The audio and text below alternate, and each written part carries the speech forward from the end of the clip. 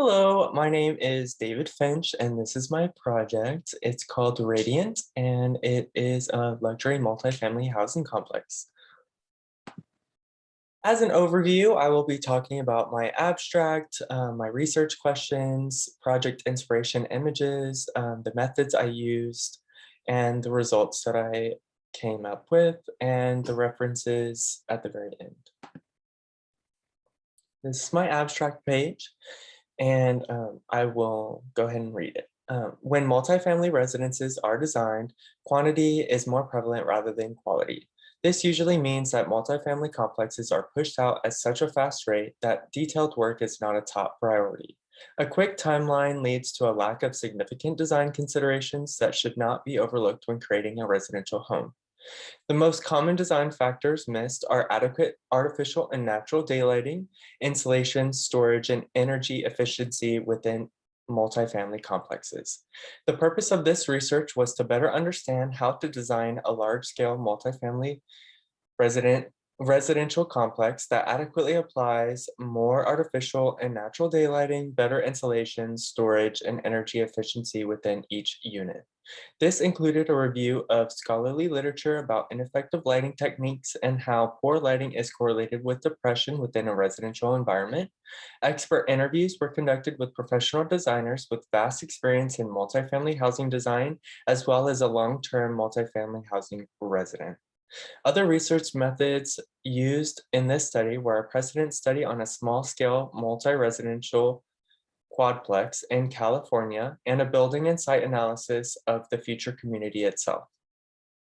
The major design considerations that will be implemented into the multifamily complex are large multi-paned windows for energy efficient natural lighting accompanied by layered, dimmable, and tunable artificial lighting throughout all units. Adequate exterior porch and parking lot lighting will also be implemented for added safety. Lastly, mechanical systems and appliances will be energy efficient, and the walls between units will be properly insulated to reduce noise trespass. This poster will provide a visual demonstration of efficient lighting techniques through the development of floor plans, furniture, fixture, and material specifications for a large-scale multi-family housing complex in Portland, Oregon. My research questions were as follows. Why is the quality of multifamily housing not the same quality as single-family housing? And how do inadequate natural and artificial lighting techniques within a residential environment affect a person's mental health, safety, and overall living quality? And lastly, does high energy consumption from outdated pre-installed mechanical systems, appliances, and lighting fixtures cause unhappy residents? These are just some project inspiration images that I found. I really like this interior image of this kitchen with the contrasted black and white countertops, as well as the contrast in black and white in this photograph. It goes really well with what I'm trying to go for. These large paned windows, and in this background as well. I love these big doors and the large light, or the large amount of light that comes through. And these two finishes that I really just found very interesting and kind of what I'm going for. This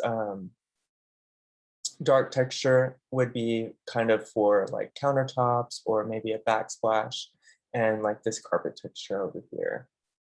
The methods that I used are as follows. A review of scholarly literature about ineffective lighting techniques.